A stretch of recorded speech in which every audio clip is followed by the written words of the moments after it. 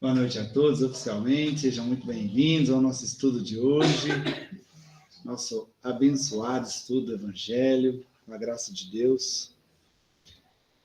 Então, para começar, como a gente sempre faz, a preparação que a gente faz, né, para poder entrarmos na mesma sintonia, na mesma vibração. Convido você agora a trazer o seu pensamento para o momento presente.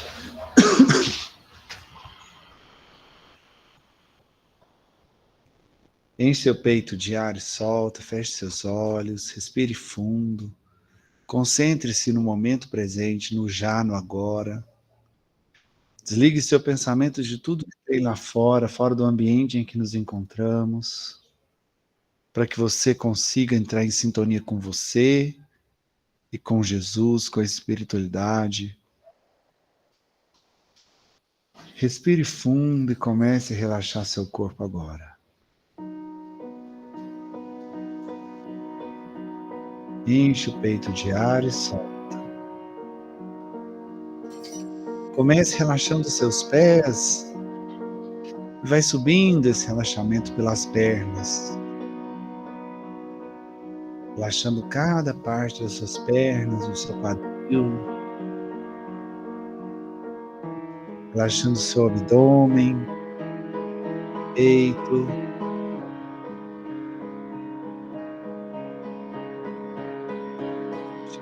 Extensão da sua coluna, seus ombros.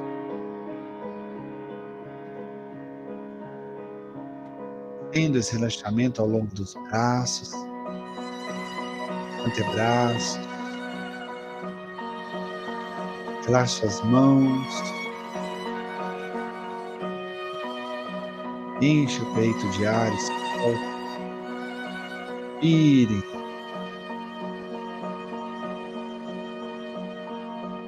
Relaxe agora seu pescoço, sua nuca. Talvez um leve movimento com a cabeça, de um lado para o outro, que ajude a relaxar um pouco mais. Relaxe seu rosto, sua boca, seus lábios. Relaxe os seus olhos e pálpebras, suas sobrancelhas, sua testa. Relaxe o seu couro cabeludo.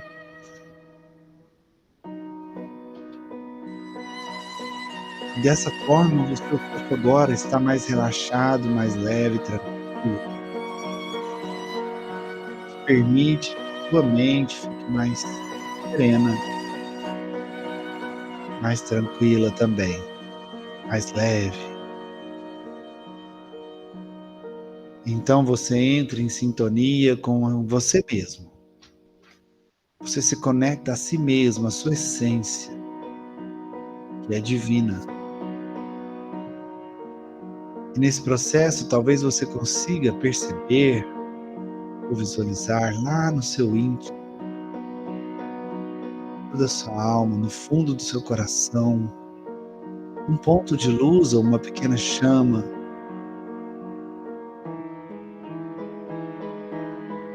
dando cada vez mais você mesmo. E então te convido a agradecer. Agradecer por esse momento abençoado de agora.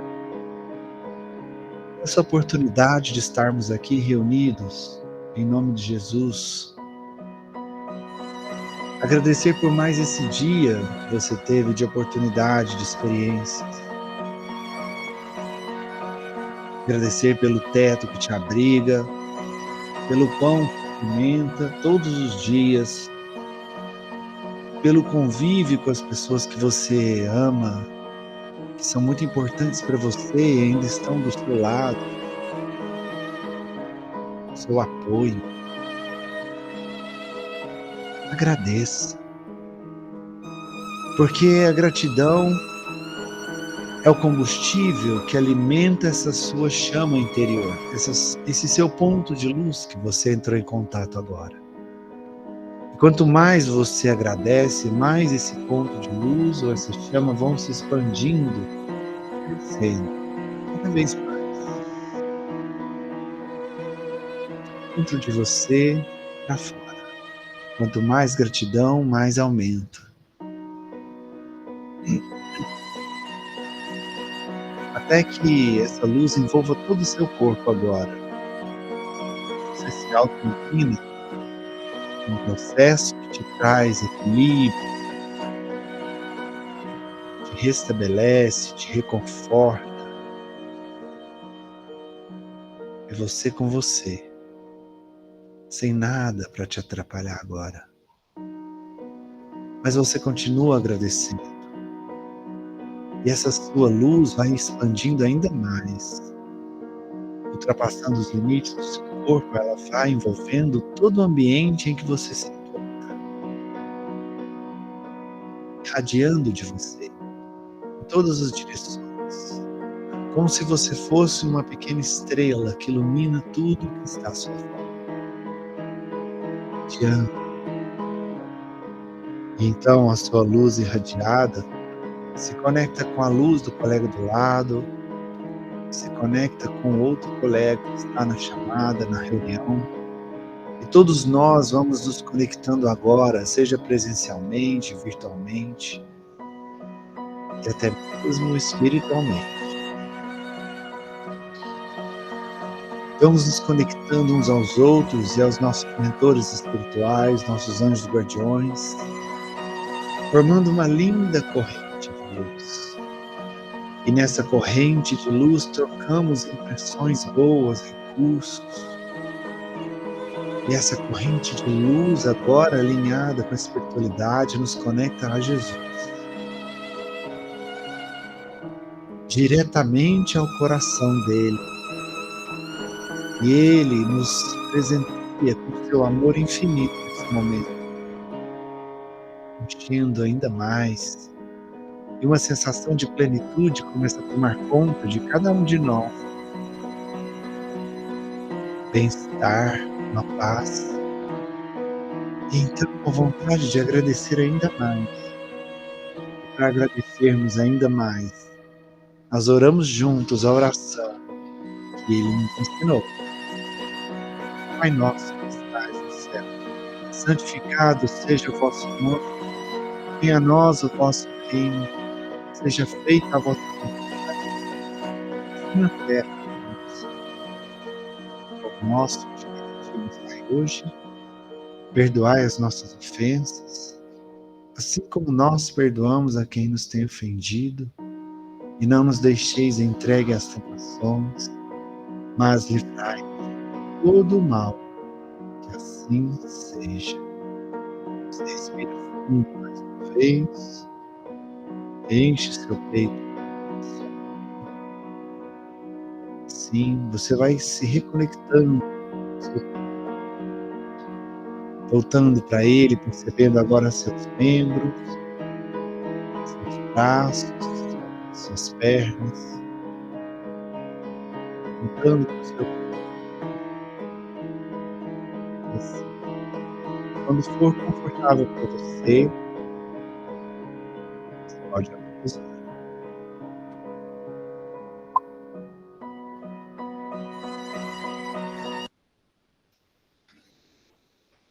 Muito bem, estamos irradiados, conectados. E eu vou pedir a licença para vocês, rapidinho aqui, para falar de uma outra coisa, antes de voltarmos para o nosso estudo, que é a nossa festa junina. Nossa festa junina que vai ser agora, sábado, dia 8. Então, todos vocês, quem não comprou convite ainda está em tempo, tá? Procure, pode me procurar, qualquer outra pessoa aqui da casa, boa noite. Está em tempo ainda de comprar os convites, a festa junina está a todo vapor, vai ser uma linda festa. A gente conta com todos vocês aqui para a gente fazer uma festa mais linda ainda.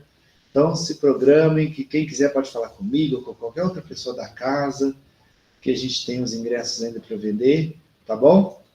Sábado agora, já coloca na sua agenda aí, tá bom? A partir das 19 horas. Muito bem, pessoal, vamos retomar então o nosso Evangelho.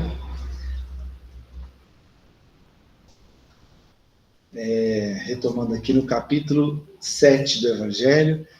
Bem-aventurados os pobres de espírito. Na semana passada, a gente fez a leitura do item de número 9 desse capítulo, que está dentro do subitem Mistérios Ocultos aos Sábios e Prudentes. E é muito interessante porque a gente viu que Jesus, ele agradece a Deus, né? Ele chama Deus de Pai. Ele agradece ao Pai por permitir que somente as pessoas simples e pequenas, aos simples e os pequenos, que tivessem contato com a verdade, com algumas verdades que Deus nos revelou através de Jesus. E que os sábios e prudentes não puderam ter contato com essas verdades. Entendemos que prudentes, na época, nessa palavra, tinha a ver com sabedoria mesmo, com conhecimento, né?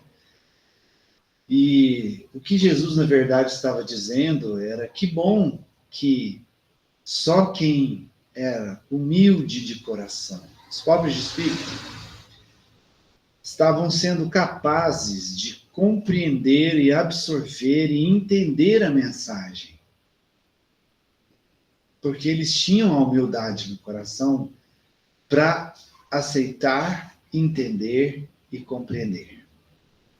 Enquanto que esses sábios, que eu ouso aqui a dizer que na verdade são pseudo-sábios, por acreditarem serem os donos da verdade, né, por acreditarem ter todo o conhecimento do mundo, são os orgulhosos, aqueles que não são abertos a novos conhecimentos. Eles acham que já sabem de tudo. Então, eles têm dificuldade de aceitar qualquer coisa que não seja deles próprios, por causa do seu grande orgulho.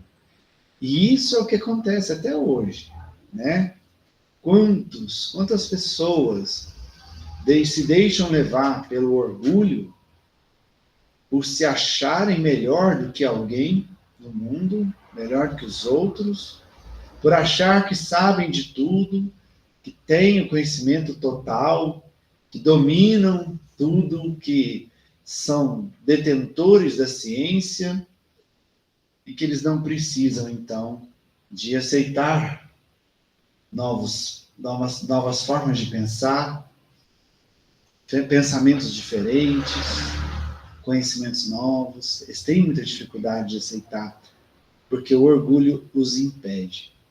Todas as vezes que nos deixamos levar pelo orgulho, a gente se coloca num patamar falso, um patamar ilusório, numa posição onde que a gente acha que está acima de alguém, que é melhor que alguém, que sabe mais que alguém, e é uma posição perigosíssima.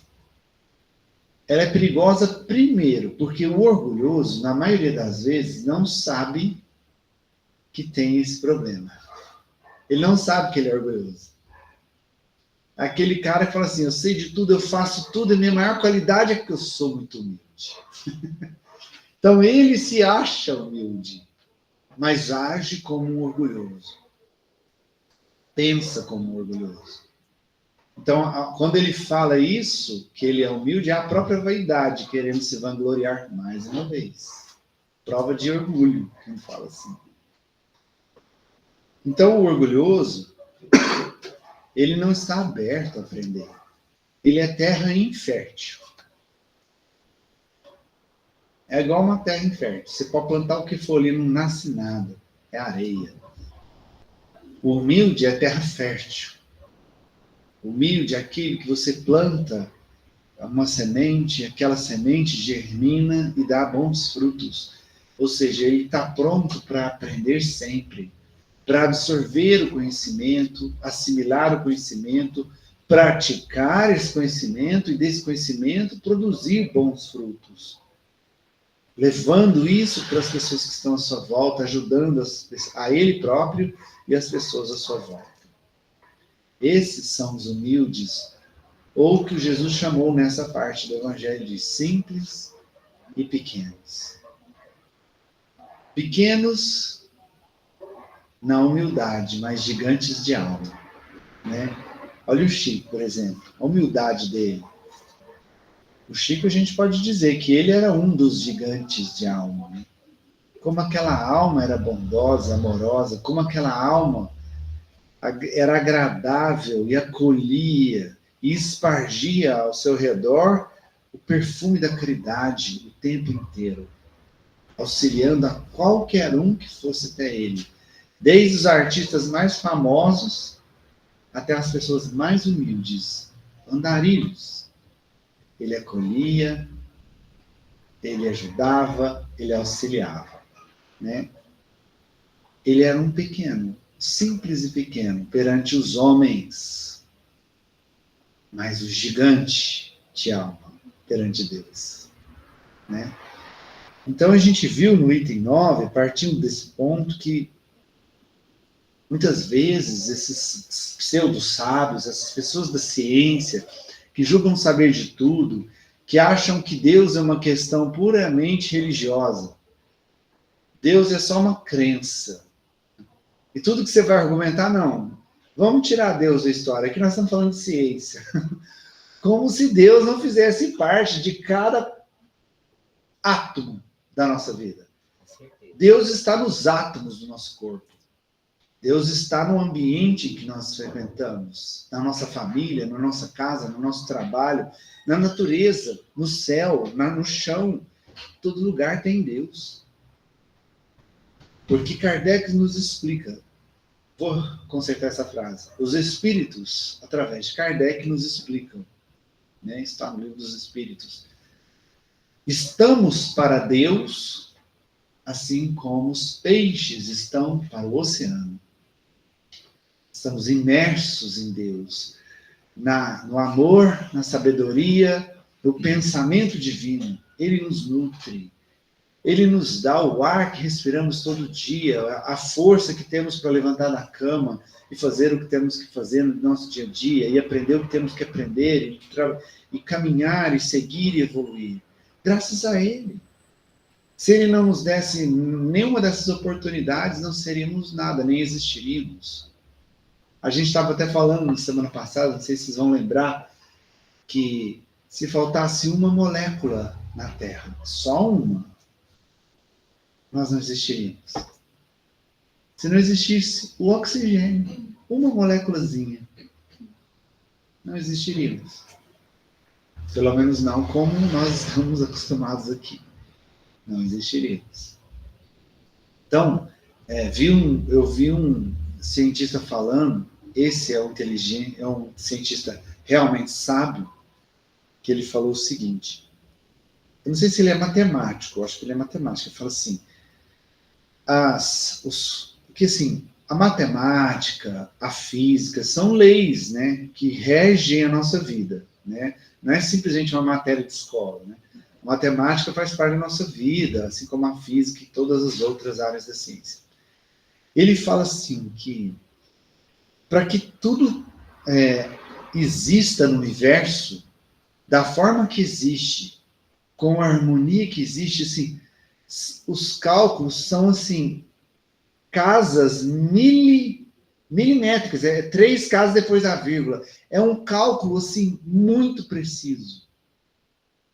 Que um cálculo, uma coisinha errada deixaria de existir um monte de coisa no universo. Que as variáveis, elas são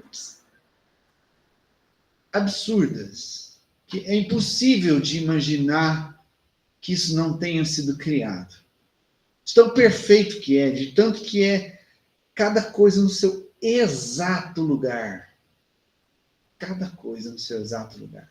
Cada coisa com seu cálculo perfeito para que aquilo existisse.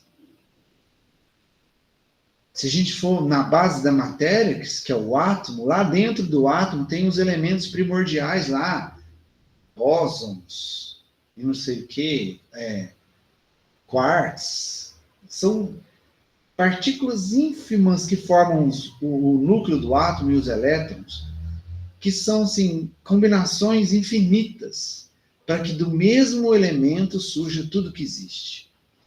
Olha que perfeição de uma coisa insignificante aos nossos olhos, que a gente não consegue nem imaginar o tanto que é pequeno, forma tudo que existe no universo, em termos de matéria, por exemplo, e também do que não é matéria, que a ciência ainda não entendeu, ainda não descobriu. Então, aí está a perfeição de Deus. E negar Deus é simplesmente, aqui é a opinião minha, aqui não está em livro, tá? Fique claro que é a opinião minha, vocês têm direito de discordar. Na minha opinião, negar Deus é um ponto de ignorância do ser humano. É uma questão de ignorância do ser humano. De negar que tanta perfeição que existe no mundo, no universo, aqui, entre nós. Você começa a estudar as coisas da matéria, você vai ver que no estado sólido que a gente está acostumado a entender a matéria, né? Esse microfone, o relógio, essa roupa, os móveis que nós usamos, estamos sentados agora numa cadeira que a gente julga ser uma cadeira rígida, que sustenta o nosso corpo. Se você for ver isso em nível atômico, isso não é verdade. Não existe isso. Não existe essa matéria rígida da forma que a gente acha que ela é. Porque entre o núcleo do átomo e o elétron é uma infinidade de espaço vazio. E aí a gente descobre que a matéria é somente um tipo de energia condensada. É um tipo de energia condensada. É uma das milhares de variações da energia que tem no universo. Fala, Edinho. Eu não vou me lembrar onde, nada a ver com religião, mas ciência que prova a existência de Deus. Se a distância que existe entre os planetas do universo fosse 1/1000 de milímetro diferente do que é hoje, os planetas se chocariam. Tem um estudo que fala, né, que a Terra, por exemplo, se a Terra fosse 1% mais próximo do Sol, nós queimaríamos vivos. Se ela fosse 1% distante do Sol, mais distante do Sol, nós congelaríamos. 1%. Ela está exatamente no lugar perfeito, na órbita do Sol, no lugar exato, na rotação exata, para a gente sobreviver. Se ela começar a girar um pouco mais rápido, vai dar problema. Se ela começar a girar um pouco mais lento, vai dar problema. Se ela mudar a distância do Sol, vai dar problema. Se ela mudar a velocidade que ela está girando em torno do Sol, vai dar problema também. É muitas variáveis, gente, para manter a gente vivo. E está tudo funcionando. Pode falar. São sábias essas palavras. Eu sou professor de física, né, e de matemática. Então me corrija. Se eu falei qualquer besteira, por favor, me corrija. Não, um dia vieram fazer essa pergunta para mim, né? Você é físico, estuda física, então, no caso, Deus existe? Né? Eu só respondi a mesma coisa que você falou, a questão da formação do universo. O que tudo está no seu lugar? Né? Que para a ciência, no caso, né, que o universo surgiu através da grande explosão. Um acaso, né? Um acaso. E não é bem isso. Não é. De jeito nenhum. Entendeu? Acontece muito. A gente que é formado em física, que estuda, né, a matéria, essas coisas, eles contestam muito, né, as ideias da gente. Só que não é só eu que sou. Tem muitos físicos aí que são espíritos também, que estão aí. Estão aí para argumentar a verdade, né? Verdade. Exatamente. Ciência não é dona de tudo, né? De jeito. Ela descobriu só uma pequena parte, né, da verdade que existe no universo.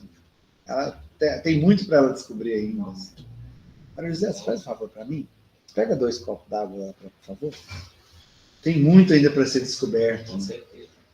E o Espiritismo nos fala, né, que haverá um tempo que ciência e religião serão uma coisa só. Porque a ciência, conforme ela vai aprendendo, descobrindo e entrando em alguns mistérios do universo, ela vai se aproximando de Deus. E a religião, buscando a fé raciocinada, a religião buscando se desvencilhando da fé cega, manipuladora, em prol do egoísmo de alguns, mas ela indo em encontro à fé raciocinada, buscando a compreensão das coisas que nos cercam e também de Deus, ela também vai caminhando em direção à ciência, porque ela vai buscando conhecimento. Então, um vai buscando o outro, e chegará um tempo que ambos serão uma coisa só. Né? Muito obrigado, viu? Gratidão. Então, chegará um tempo que esse negócio de Deus, de vida além da matéria, né, da vida espiritual, isso não será questionado mais. Porque se tornarão fatos. Se tornarão fatos. Será muito claro para todos, sem exceção, dessa questão da continuação da vida, do contato com Deus, da forma que Deus permeia tudo e conduz tudo de maneira tão precisa, né? Tão bem calculada, tão perfeita. Então a ciência ela vai encontrar esses fatos, ela vai de encontro a isso e ela vai conseguir as provas que ela tanto quer para que isso seja uma verdade. Por exemplo, é igual você pensar o seguinte: apesar, vou falar que é meio polêmico, mas apesar que tem um movimento aí de uns loucos aí que ainda acreditam que a Terra é plana, né? Existe um movimento aí, ainda mais que a internet está crescendo, mas a ciência já provou o fato dos orbes, dos planetas ser redondos. Antigamente se acreditava que o Sol girava em torno da Terra, né?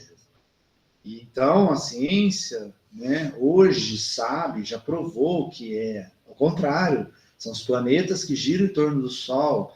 A ciência já foi até mais longe, que a nossa galáxia está viajando no espaço, assim como o nosso sistema solar aqui. O Sol não está parado num ponto e os outros planetas girando, isso é ilusão. O Sol está viajando e os planetas girando em volta dele, viajando junto. Nós estamos numa grande espaçonave no universo, viajando aí a velocidades altíssimas pelo universo e nem percebemos isso. De tão perfeito que essa nave é, né? Mas, enfim, a ciência entende isso hoje por quê? Porque ela foi pesquisando e de uma coisa que era uma ideia, que era um absurdo há um tempo atrás, hoje se entende que é um fato. Então, a ciência chegará num momento em que ela considerará todas as coisas consideradas hoje crenças como fatos, onde ela se encontrará com a religião. E aí não terá mais esse sectarismo religioso que existe hoje no mundo, né? Fala, Jorge. Com tudo isso que você falou, a ciência vai acabar chegando ao entendimento que existe o ser espiritual, né? Que nós somos esse universo, né? Esse universo que Deus criou, cada um de nós, como você falou, circulando, né? Em torno de si mesmo para alcançar o crescimento e entendimento. Então, vai chegar a hora que a gente vai entender o universo através de nós mesmos, né? Porque são leis naturais, não existe milagre, não existe nada fora do comum. Tudo é o amor de Deus que criou e tudo a gente vai entender e vai compreender. A gente vai chegar nesse ponto de entendimento, né? Na nossa convivência com o nosso próximo. Com certeza. E o que você falou, isso aí é muito interessante, porque cada pessoa que existe na Terra, nós somos aqui 8 bilhões, mais do que isso um pouco, né? Mais de 8 bilhões de pessoas. Cada pessoa tem a sua importância, o seu significado. E a Terra não seria a mesma se essa pessoa não estivesse aqui. No tempo que ela tem que ficar aqui, do momento que ela nasce até o momento que ela desencarna, falando materialmente, né? Mas se cada um está no lugar que deveria estar, cada ser humano, cada célula do seu corpo está no lugar que ela deveria estar para o seu corpo funcionar. Percebe que é uma máquina? Muito O bem. planeta é um organismo vivo, assim como o nosso corpo. Igual o Jorge falou, cada um tem um universo dentro de si, faz parte do universo. Cada um tem a sua contribuição para a vida funcionar. Não só no planeta, mas no universo. O planeta é um cisco no universo. Como diz aquele astronauta que tirou a foto do planeta longe, assim, pequenininho, uma bolinha azul, aquele pequeno ponto azul que ele chamou. Esse pequeno ponto azul tem a sua importância no universo. E cada átomo que está lá dentro das moléculas da sua célula tem importância. Como que você vai questionar essa perfeição? Como que você coloca isso tudo nas mãos do acaso? É difícil, né? Difícil. Fala, Teiberg. Nós vemos também que somente através da espiritualidade demonstra que Deus, ou seja, conforme a sua omnipotência, seus 8 atributos da vida, que ele explicou que Deus criou o universo e a alma em si, ou seja, que nenhum cientista ou filósofo explicou como foi criada a alma, somente a espiritualidade falou que Deus, por meio do fluido cósmico universal, aí criou o fluido perispiritual, o fluido material, o fluido vital, né? Então, você vê, ninguém até hoje conseguiu explicar, e somente a espiritualidade, pela omnipotência de Deus, conseguiu criar e explicar a origem, ou seja, o Criador criou a criatura, Deus é a origem, né? Não tem fim nem começo. Por isso que ele é eterno e criou o infinito. Nós vemos também que a espiritualidade também conseguiu chegar na conclusão da imagem de Deus. Ele até fala na Gênesis que para tentarmos nos entendermos, por seres humanos ainda, Deus não é um rei, um trono ou um cavaleiro, é um fluido inteligente universal. Então, somente a espiritualidade, no conta-gota, conforme o nosso adiantamento moral, nós cada vez mais entenderemos o lado de lá, né, que seria obscuro, ou seja, que ninguém conseguiu explicar em tempos remotos. E você falando isso, eu complemento dizendo que a vida nos estágios materiais, ela só acontece nas primeiras etapas da evolução espiritual. Só nós que estamos ainda no comecinho da criação, ainda no começo da evolução, que ainda precisamos da matéria para evoluir. Vai chegar um momento que não necessitaremos mais disso. Então não seremos mais seres tão densos assim. Seremos seres mais etéreos. Quanto mais o espírito se purifica em direção a Deus, a sua evolução, menos material ele é.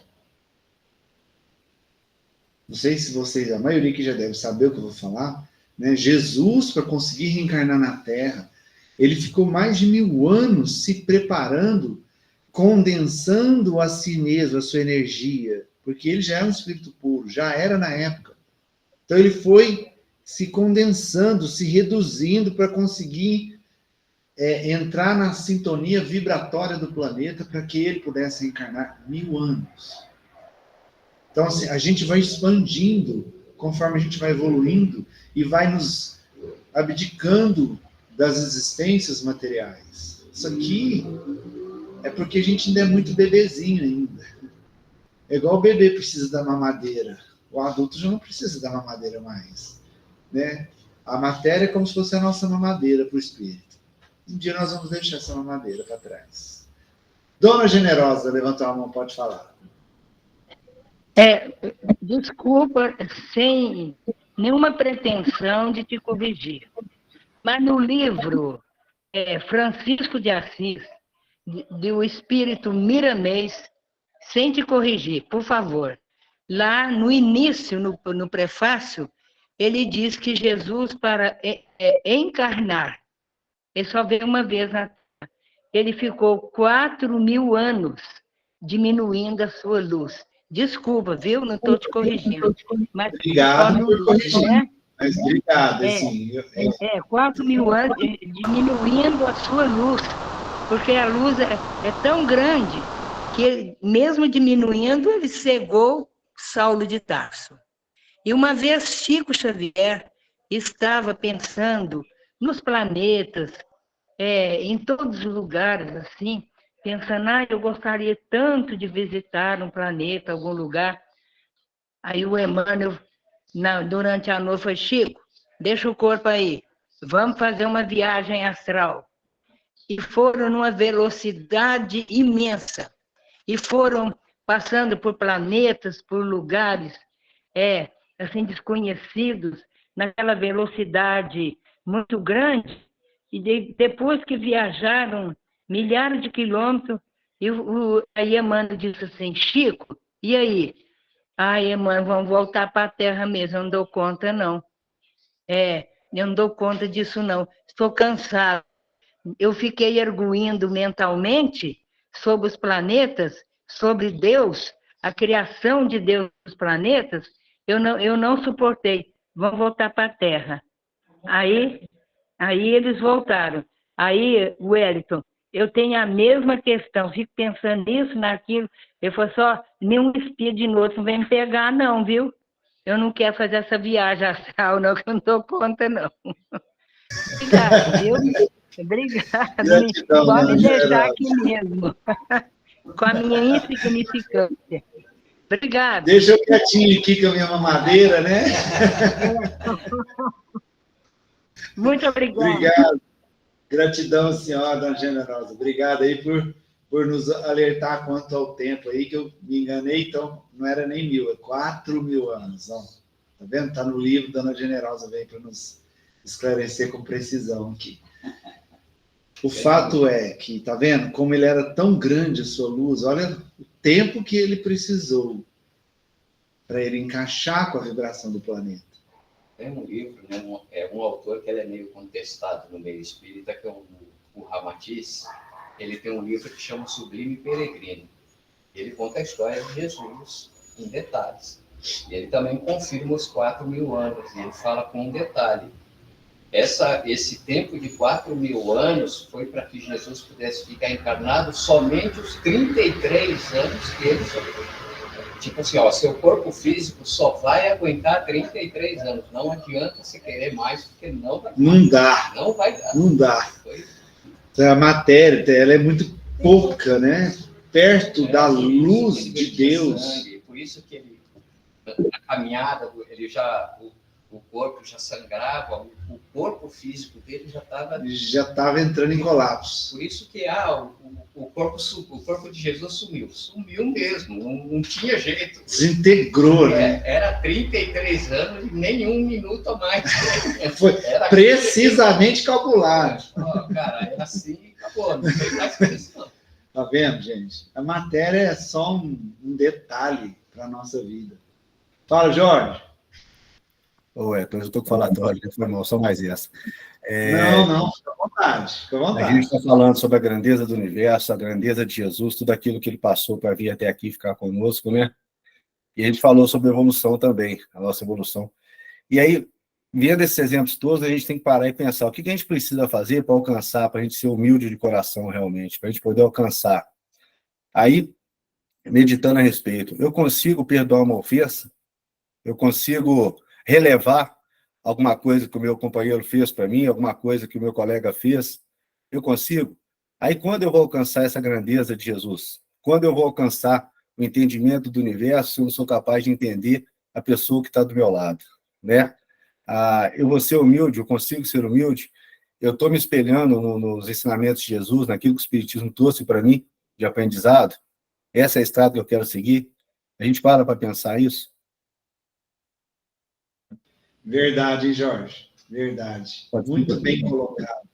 Muito bem colocado. Como faremos para alcançar essa magnitude, né? Que Jesus alcançou? A gente até pensa, mas rapidamente a gente não consegue.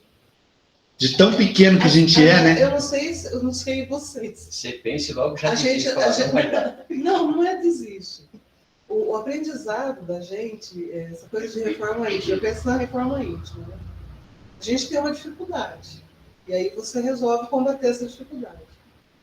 O caminho é imenso até você descobrir que você tem a dificuldade. Para descobrir, né? A hora que você descobre e fala, nossa, sou eu, não é ele, né? Ó, o problema está aqui. E aí você decide combater, é mais 50%. Só que nessa outra metade, isso estou falando de mim, tá? Aí eu tenho mania de gritar, vamos supor. Aí eu grito, nossa, não podia ter gritado. Ai, nossa, gritei de novo. Aí chega um dia e fala, não gritou. Aí você consegue, você comemora, nossa, que legal. Hoje tá eu não tudo bem. gritei. A hora que você menos espera, você tá Gritou gritando de novo. Até... Não sei se, entendeu? É por quê? Porque você precisa construir o hábito, né? Então, mas esse é uma coisa tão grande pra gente.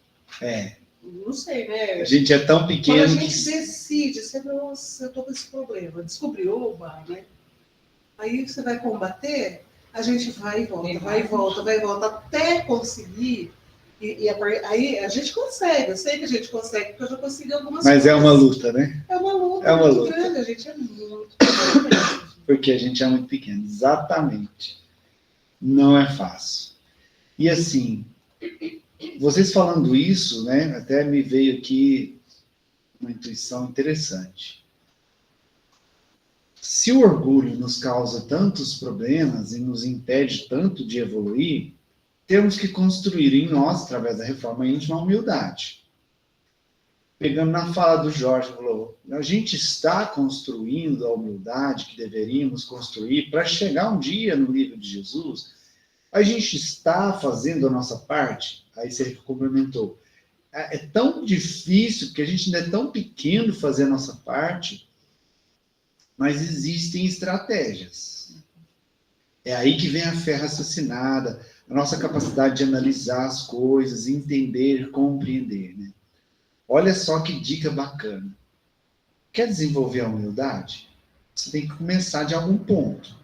Qual é o ponto inicial para eu começar a desenvolver em mim essa humildade que eu acho que tenho, mas não tenho?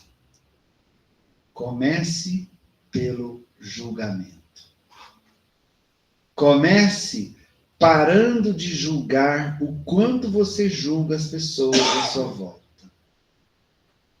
Comece a trabalhar em você a indulgência. Indulgência é o contrário de julgamento. Então, quando você começa a parar de julgar, você já está começando a plantar as primeiras sementinhas da humildade. Porque aí você está parando de analisar o outro como se ele fosse inferior a você. Entendeu? Então, o primeiro passo para instalar o aplicativo da humildade é você começar com a indulgência.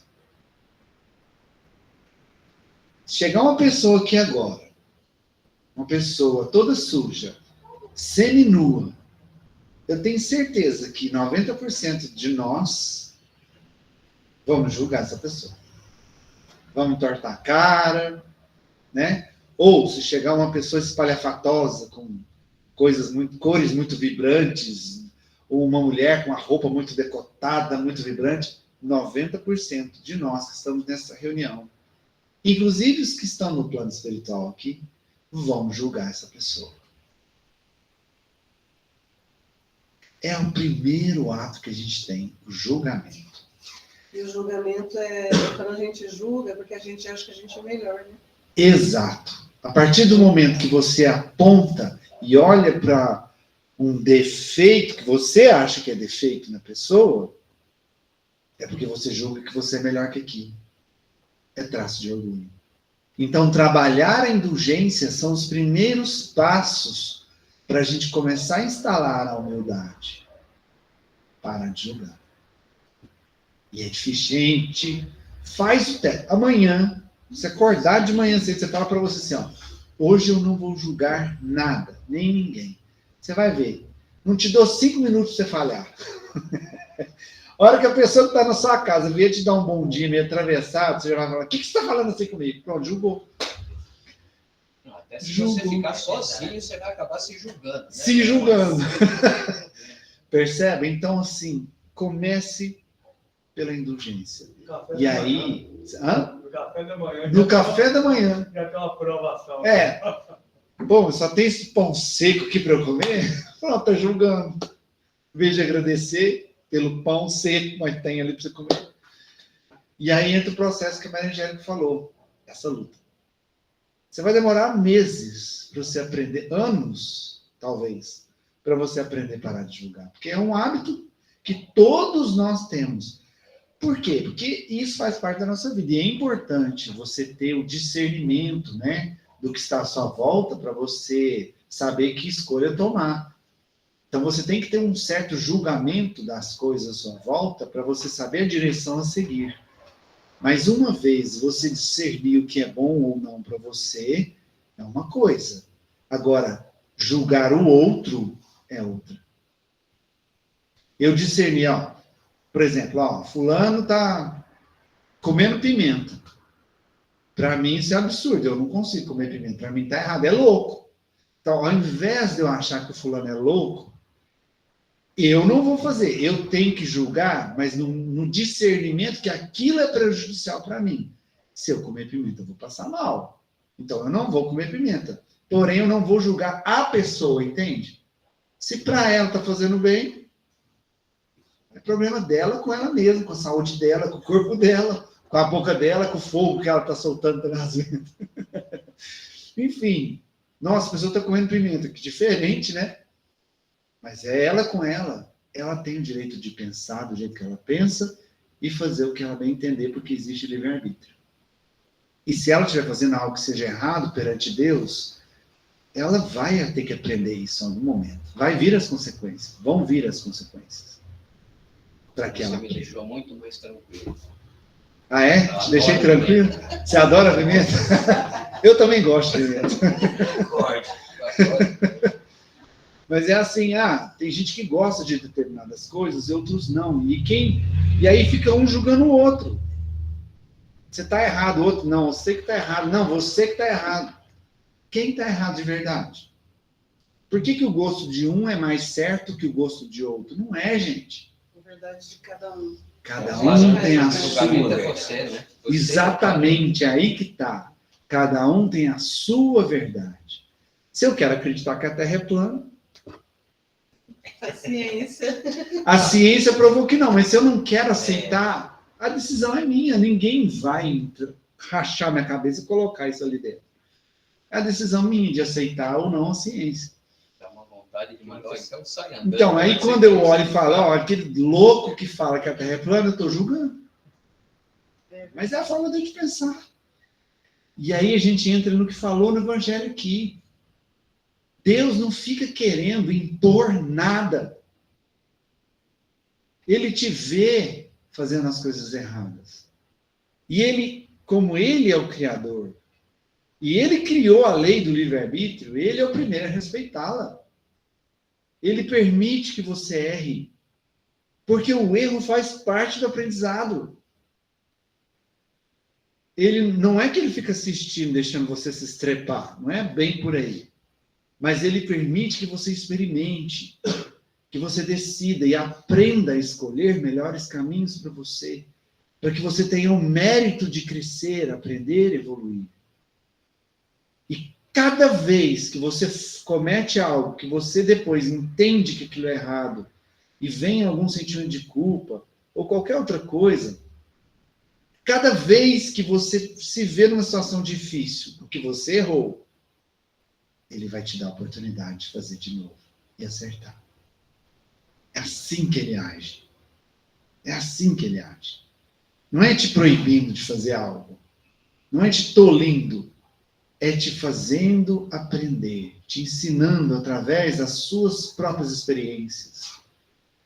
Sem punir, sem tolir, sem te impedir de decidir. Se você recebeu o recurso da decisão, do livre-arbítrio, então você tem o direito de usá-lo e ele permite que você o utilize.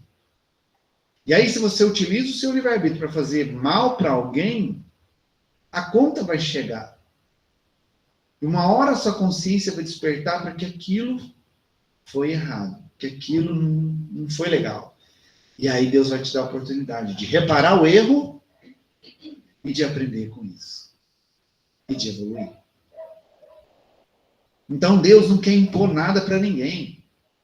O pior cego não é o que é definitivamente cego. O pior cego, porque tem muito cego da visão mesmo, material, né? Não tem, os olhos não funcionam, mas tem uma clareza de vida muito maior que muita gente.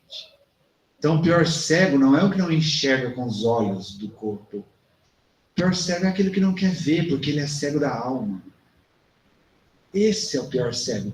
E esse que não quer ver, Deus não impõe, não reprime, não obriga ele a enxergar a força.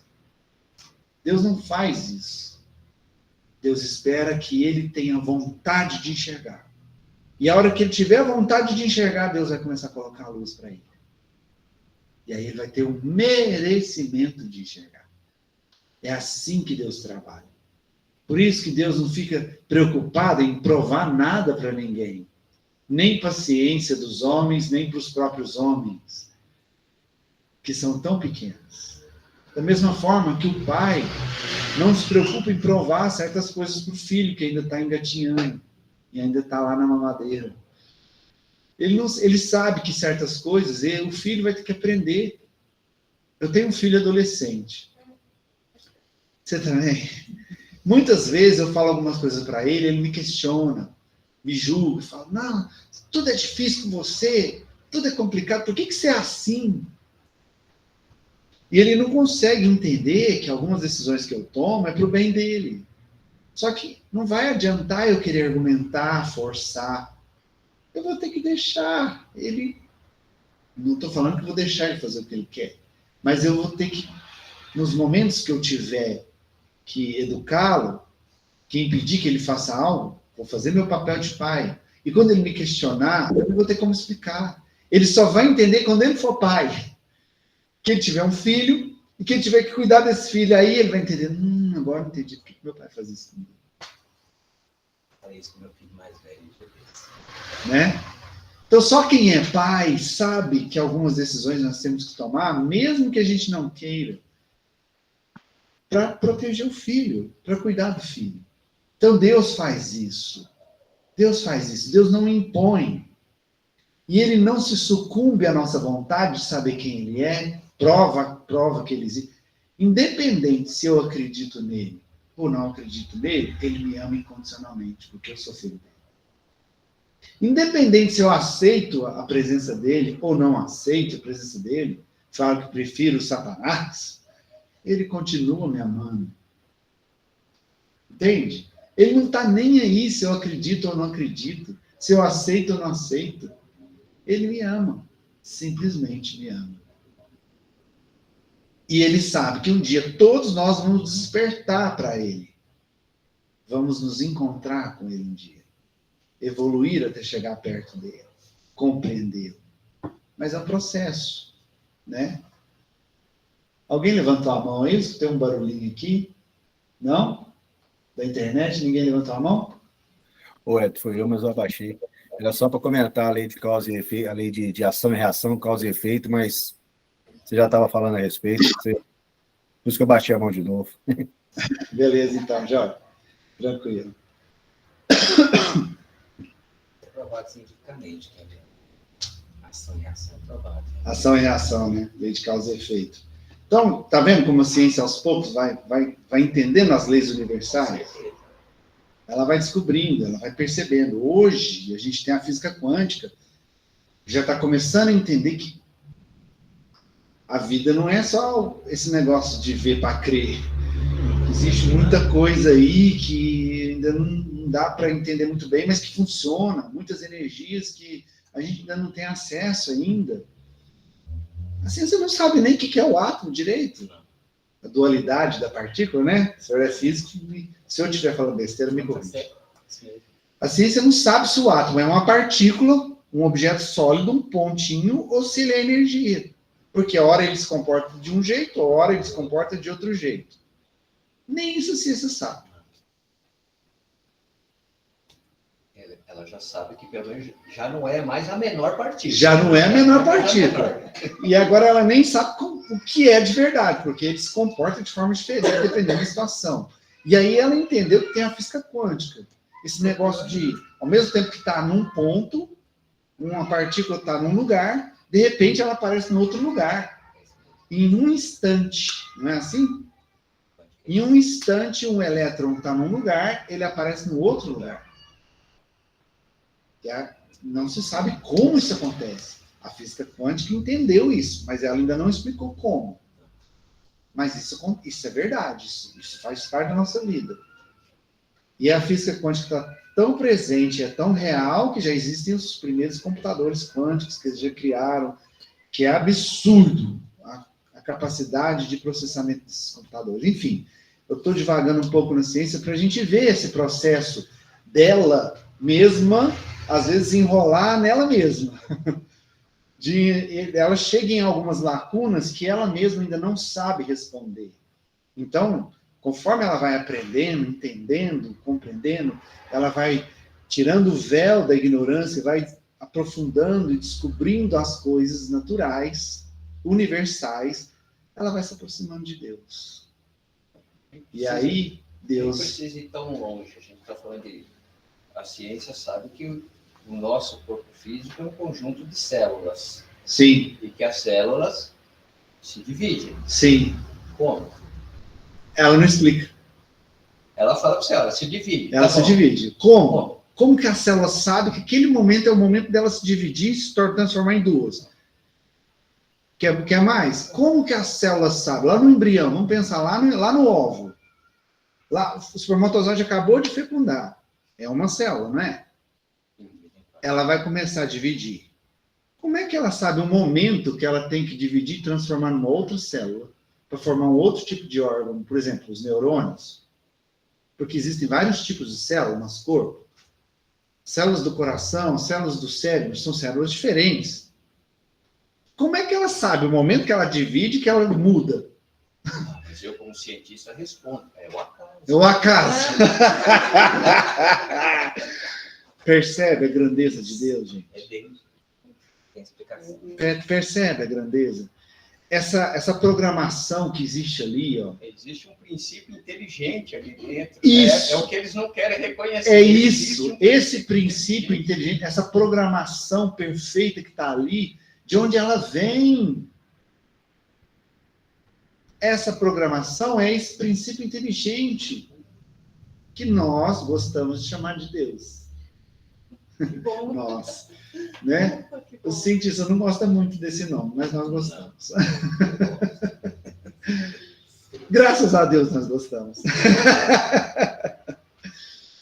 Então, assim, e aí a gente vai entendendo que ele não precisa se curvar a nossas vontades de crianças espirituais para satisfazê-las, satisfazer o nosso ego, nossas vaidades, de querer comprovar, eu que sou dono da verdade, a ciência levanta a mão, eu que sei, porque eu pesquiso, aí a religião levanta a mão, eu que sei, porque eu tenho contato com Deus. Isso tudo é balela. Tudo é balela. Isso é tudo ilusão. A verdade é que nós temos muito para crescer e evoluir. E através dessa evolução é que nós vamos desenvolvendo a nossa capacidade. Primeiro, a capacidade moral. O fato da gente aprender a se colocar no lugar do outro, a entender que o nós é mais importante que o eu. Isso é desenvolvimento moral. E o desenvolvimento intelectual, o conhecimento. E nós vamos aumentando as nossas capacidades cognitivas, ou seja, nossa capacidade intelectual de aprender, de raciocinar, de concatenar informação, de desenvolver em nós essa fé raciocinada, entendendo como funcionamos e como as pessoas à nossa volta funcionam, como o ambiente funciona, para que nós possamos progredir cada vez mais. É um processo. É igual quando você entra lá na escola, a criança entra lá na escola, no primário, custa desenhar as primeiras letras, sai formado na faculdade, já com vastos conhecimentos em determinadas áreas, né, independente da área que ela escolheu se formar. Mas foi um processo de mais de 20 anos para isso acontecer. Isso aqui falando materialmente. Agora, e o espírito? que é eterno? São milhares e milhares de anos. Uma reencarnação é só um passinho. Uma reencarnação, gente, é 1 ano da escola lá da criança. É um aninho, ou talvez menos que isso. Né? Então, conforme as reencarnações, a gente vai crescendo, vai aprendendo, vai expiando nossos erros, vai pagando a conta, vai melhorando, e aos poucos a gente vai desenvolvendo esses dois lados, da inteligência e da alma, da moral. Para aí sim começar a perceber e entender os desígnios dele. Assim como a criança que se torna adolescente, que questiona o pai, tudo que o pai decide, ou a mãe, e de repente ele se desenvolve, amadurece, aí ele se torna pai ou mãe, e aí ele começa a compreender o que é, na verdade, ser o pai ou a mãe, por que tomar aquelas decisões. Assim como a criança vai se desenvolver para se amadurecer e se tornar mãe ou pai, nós, crianças espirituais, vamos nos desenvolver até nos tornarmos próximos de Deus e compreender melhor os seus desígnios. Essa é a nossa jornada. E para compreender e processar e trilhar essa jornada, só existe um caminho. E quem respondeu isso foi Paulo de Tarso.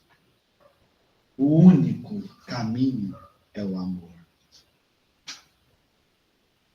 Por mais que a gente tenha dificuldade de aceitar isso, por mais que eu tenha dificuldade de perdoar, de não gritar, de não julgar, todas as minhas dificuldades que eu tenho, é através do amor que eu vou sanar todas elas. Que eu vou corrigir todas essas imperfeições que eu carrego comigo. Aos poucos, gradativamente, sem passar o carro na frente dos bois. Né? Vou no tempo que eu preciso, mas trabalhando em mim esse desenvolvimento do amor em mim. Que aí eu vou corrigir cada imperfeição moral que eu tenho. Aprendendo a olhar para o próximo, que está ali do meu lado, com um olhar um pouquinho diferente a cada dia. Principalmente aquela pessoa que é um demônio que fica testando na sua paciência todo santo dia. E geralmente essa pessoa é um familiar. A pessoa te testa. Essa pessoa é a que mais está contribuindo para a sua evolução. Aí você escolhe, ou você julga ela, ou você aprende com ela. Ou eu julgo, demônio, inferno, você é um obstáculo na minha vida, você só me atrapalha.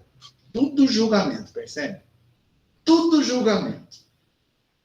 Ou eu analiso o que ela faz, como ela pensa diferente de mim, eu começo a trabalhar em mim a aceitação de que ela tem o direito de ser diferente. Não significa que eu tenho que seguir o caminho que ela está seguindo. Meu caminho é meu. Mas eu tenho que aprender a aceitar que ela pensa assim, que ela age assim, que a natureza dela é essa, que o livre-arbítrio dela é esse.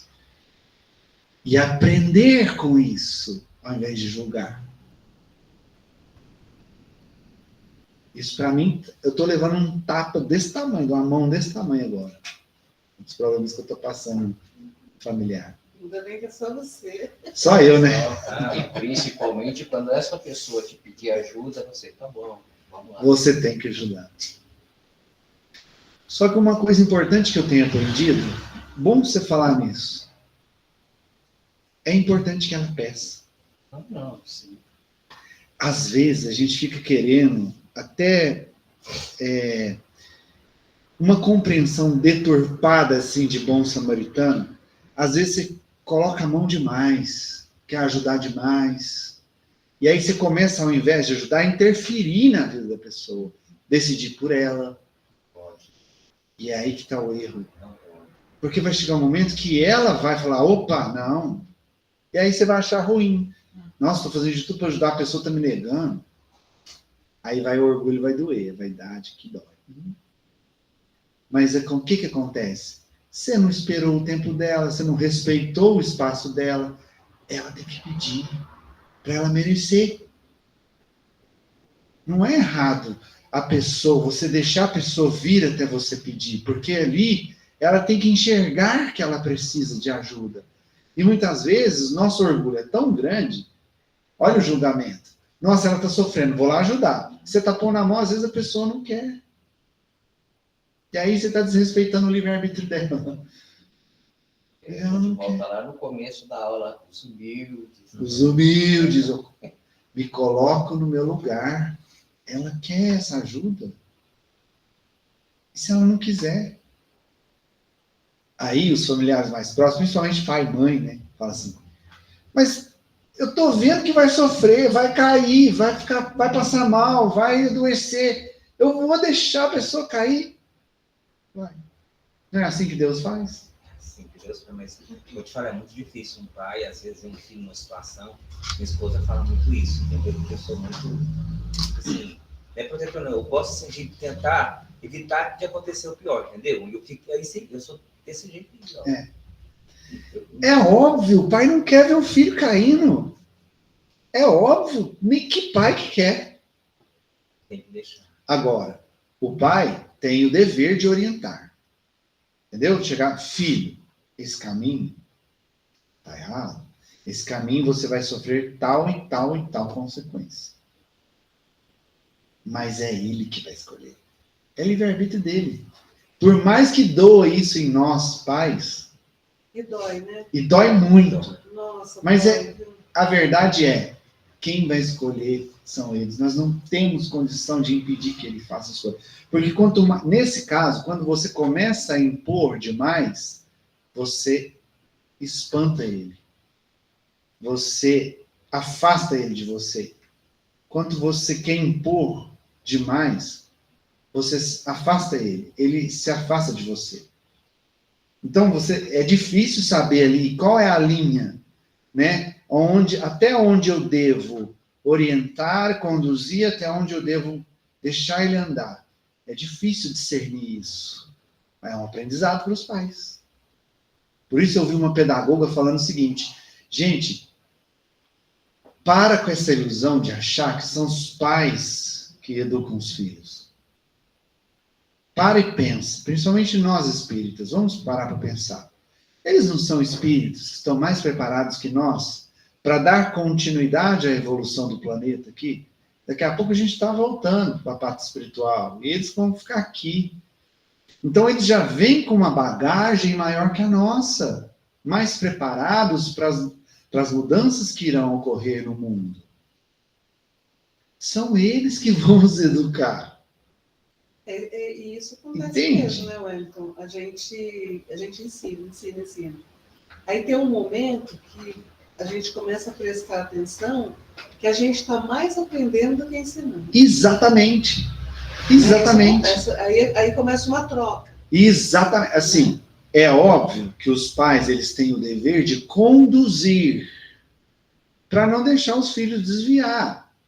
Até porque é um momento da infância, adolescência, ali é um momento que eles precisam da condução dos pais. Mas quem verdadeiramente está educando, trazendo ideias novas, buscando inovações, fazendo o mundo realmente andar e mudar e evoluir, são eles. Eu tenho uma neta de 4 anos, que a capacidade, a perspicácia dela, a inteligência dela me ensina todo dia. É impressionante a capacidade de raciocínio que ela tem. Ela já consegue formular situações a favor dela com uma facilidade que eu falo assim, não é possível que isso aí é uma criança. Tem lógica, esse espírito está no corpo errado. Está no corpo errado. Mas né, são eles que vieram nos educar. Nós, pais, conduzimos. Para não deixar desviar, para não deixar machucar. Mas a gente tem que entender que vai chegar uma hora que vão voar. Não tem jeito.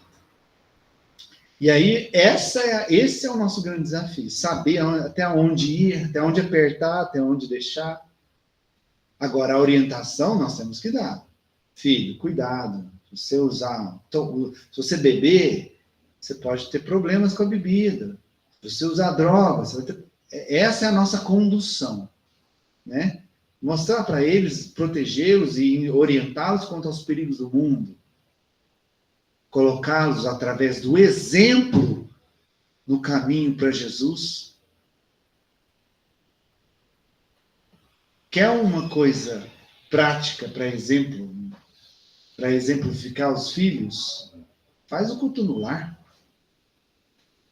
Faz o culto no lar e convide-os para participar. Não obrigue, mas convide-os. Vai trazendo eles. O culto no lar em casa é uma delícia, porque o meu filho, apesar de adolescente, ele participa. Você precisa ver as perguntas que ele faz. Às vezes eu tenho umas ideias que você morre de rir dele falar, sabe? A minha filha, de 10 anos, ela também fica com o olhinho vidrado, ela pergunta. Isso que é maravilhoso, assim, é você conduzir através do exemplo, né? Eu buscar ser uma pessoa melhor para ser exemplo para meus filhos. É a melhor forma de educar, de ensinar. Bom, gente, precisamos encerrar. Nós nem fizemos leitura hoje. Foi tão ruim o estudo hoje, nós nem fizemos leitura. Já estouramos o tempo aqui. Eu vou chamar o nosso amigo, então, para a gente fazer o encerramento.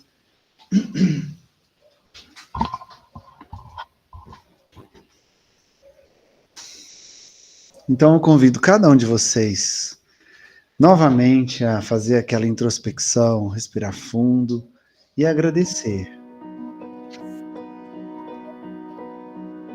Vamos agradecer mais uma vez por essa reunião tão abençoada. Trocarmos por essa troca de informações que podemos experimentar, por esse momento de aprendizado, troca de experiências, de conhecimentos. Agradecer primeiramente a Deus, óbvio, nosso Pai maior. Agradecer ao nosso grande mestre, grande amigo, a luz dos nossos caminhos, Jesus. Agradecer aos mentores e a essa equipe espiritual que está sempre aqui nos assistindo. Particularmente agradeço a cada um de vocês que estão comigo nessa reunião, compartilhando esses momentos tão abençoados, tão instrutivos. E assim, com o coração cheio de gratidão, nós voltamos a irradiar a nossa própria luz, formando novamente aquela corrente maravilhosa de luz que nos conecta uns aos outros, nos conecta aos nossos amigos espirituais, nos conecta a Ele, nosso grande amigo e Mestre Jesus. Essa corrente de luz utilizamos agora da nossa vontade e do nosso livre-arbítrio para direcionar essa força, essa luz ao alto, ao firmamento, para que lá, onde estão os nossos grandes guardiões do planeta, espíritos iluminados, fazem parte do exército de Cristo, das Irmãs de Maria e toda essa gleba de espíritos superiores que estão conduzindo,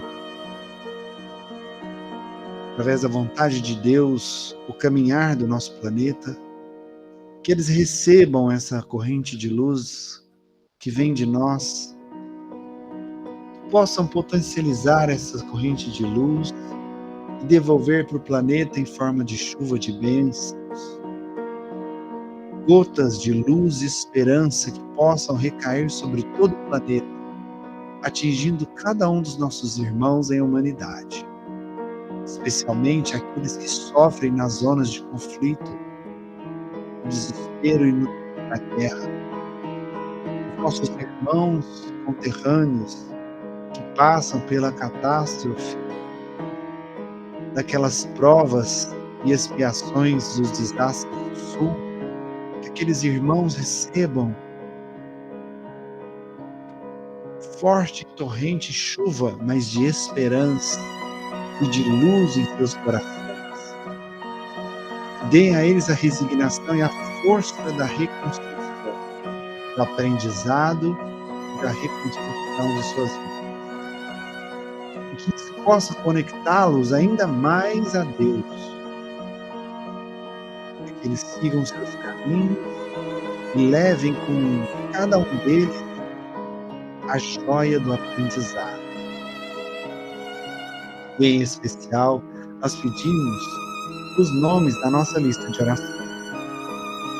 David de Paula, Pamela Cristina Almeida Leal, Yuri Leal Fukuda, Walter Barcelos, nosso irmão que está internado, nossa irmãzinha, Dona Generosa, Sônia Beatriz Costa, Walter Simão, Marta Maria Gonçalves, Ana Clara Franco, Patrícia Beatriz Costa, Luca Arantes Valadares, Francis Pedroso Fernandes, João Bessim, Giovana Leonardo de Moraes, Roberto Oliveira, Perpétua Maria Gontijo, Leonice Fernandes Borges, Jaci Gomes, Sebastiana Teodora, Denise Queiroz, Marcelo Pires, Natália Queiroz, Benigno Bebiano, Luiz Eduardo da Silva, Henrique Mendes, Domingos Ferreira, Igor Santos Matias, Ciro de Oliveira, Gleides Dalci, Sônia Lacerda, Daniel José Fernandes, Cimeia Dias, Teófilo Arantes, Sônia Delfina,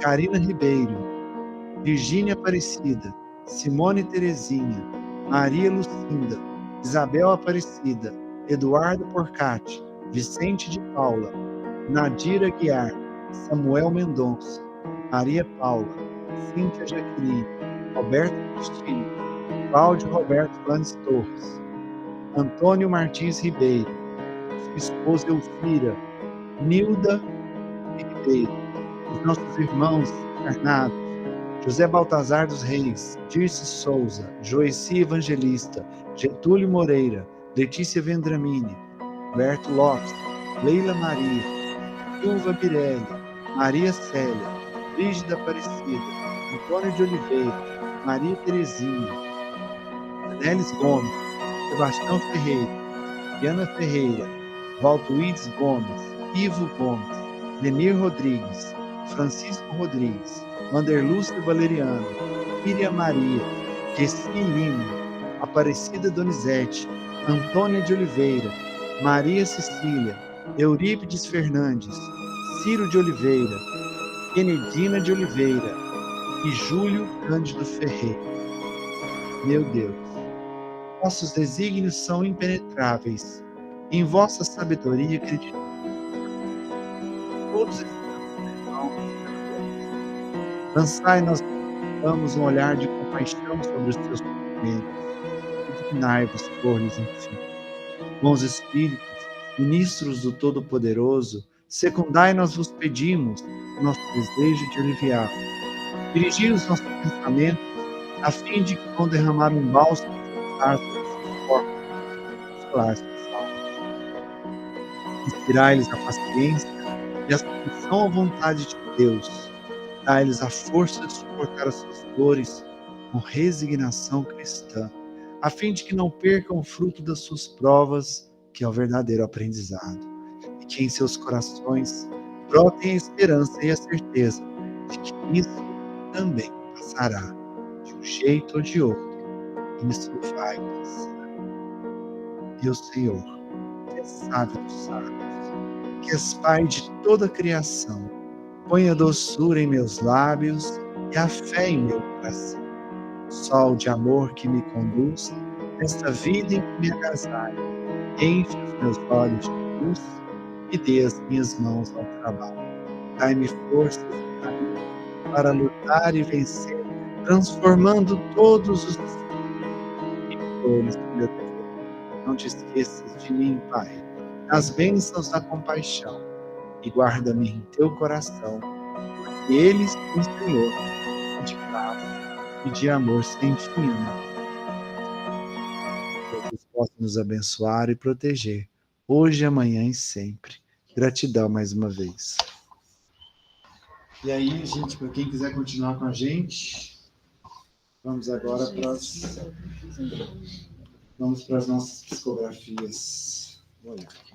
Aí você ficou reclamando que ontem eu recebi psicografia, agora essa aqui é para você. Para mim? É, eu vou ler. Ai, ai, ai. Ah, você vai ler a bronca que eu vou levar? É problema seu.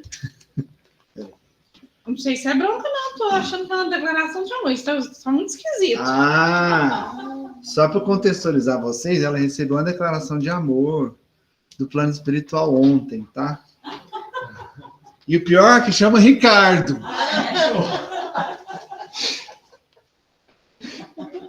Vou nem falar nada.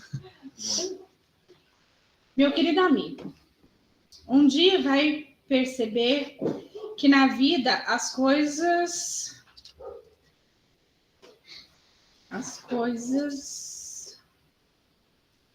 pequenas do dia a dia e de um aprendizado tão grande e que às vezes é melhor ter tempo é melhor ter tempo de abraçar do que ficar com raiva de pequenas coisas.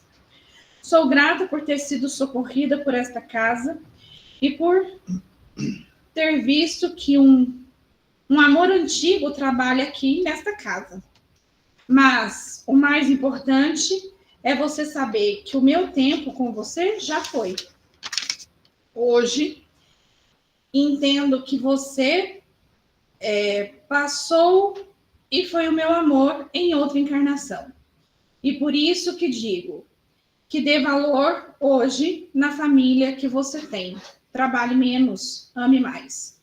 Abrace mais. E no fim, verá que valeu a pena viver. Pois passamos por muitas vidas e nem sempre voltamos com as mesmas pessoas. Te amo para sempre, Ana Vitória. Isso aqui foi, meu Deus. Gratidão, Ana Vitória.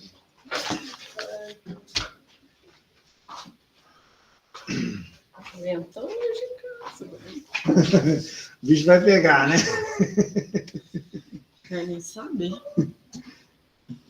Boa noite, gente. Amigos fraternos, sejamos simples e veremos o que é importante para nós. O supérfluo nos faz nos perdermos em meios às vicissitudes da carne. Quando estamos com o olhar atento, vemos o que realmente é importante e imprescindível para o nosso aprimoramento moral. Porque muitas vezes perdemos o nosso foco no objetivo a ser alcançado. Sabemos intimamente o que viemos fazer aqui nesse plano, mas para que possamos cumpri-lo, precisamos estar presente em nossas atividades. Muitas das vezes, nós nos perdemos nesse momento. Neste momento, de darmos a importância às verdades da vida eterna. Jesus nos trouxe as informações como devemos fazer para obtermos êxito na vida futura, na vida divina. Será que estamos fazendo o que ele nos ensinou? Estamos cumprindo com amor nossas tarefas a fim de termos nossos objetivos alcançados pela eternidade? Não nos enganemos, irmãos, com desculpas que realmente não justificam os nossos deslizes. Portanto, orai e vigiai, irmãos. Esta é a máxima que Jesus Cristo nos deixou. Ela é sempre atual, em todos os momentos de nossas vidas. Nos ajuda a conhecer o tipo de pensamento que estamos tendo. Estes pensamentos que nos conectam às vibrações e aos comportamentos que temos. Se temos pensamentos bons, teremos bons comportamentos. E o contrário também é verdadeiro. Então vamos observá-los para que possamos evoluir. Isso é reforma íntima. Que Jesus abençoe a todos de um amigo da casa, Samuel. Amigos fraternos, ficamos felizes quando vemos que o amor e o respeito entre vocês os fazem crescer. Muitas vezes estamos com problemas e levamos isso para a casa espírita. E isso muitas vezes não é bem visto, pois acha-se que tens que serem perfeitos o tempo todo. O nosso trabalho na casa espírita é esse mesmo, de trabalhar as imperfeições. Sim, aqueles que estão aqui são aqueles que mais precisam melhorar e reconhecem essa necessidade. Então, irmãos, unam-se para que possam auxiliar uns aos outros. Que nosso Senhor Jesus Cristo os abençoe. De um amigo da casa que é muito ajudado e que está sempre disponível para ajudar. E principalmente a aprender com os amigos. Ai, credo.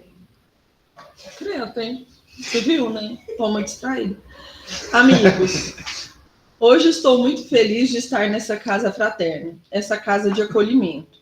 Muitas vezes queremos dizer, mas ainda não podíamos. Então, quero agradecer por este trabalho de auxílio desenvolvido por estes trabalhadores abnegados.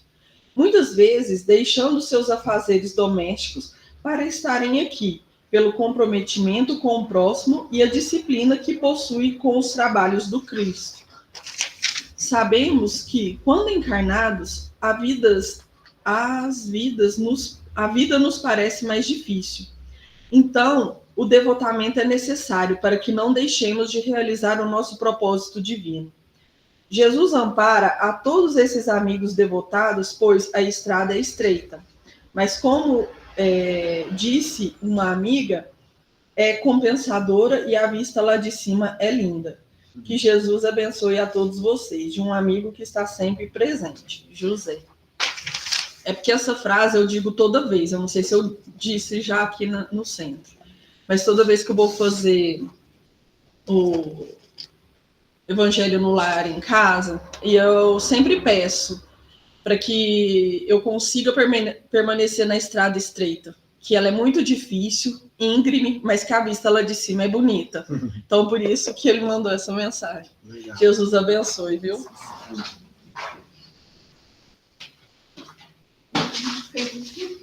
Não, você viu? Deixa eu só ver aqui, pessoal. Deixa eu ver se tem alguém aqui na chamada dos nossos psicógrafos de plantão. Não, o Alexandre não está aqui. Por hoje é isso. A gente também não mandou. A gente não mandou nem no seu WhatsApp? Não. Então a gente agradece mais uma vez cada um de vocês. Lembrando, gente, festa junina sábado. Aproveita para comprar o convite, que no sábado vai ser mais caro, hein? Então, quem não comprou, compra o convite, que a festança aqui vai ser 2 mil. Ó o padre ali, ó. Ó, vai ter até casório na festa junina, hein, gente? O negócio vai ser bom. Jesus abençoe cada um de vocês. Mais uma vez, gratidão a cada um de vocês.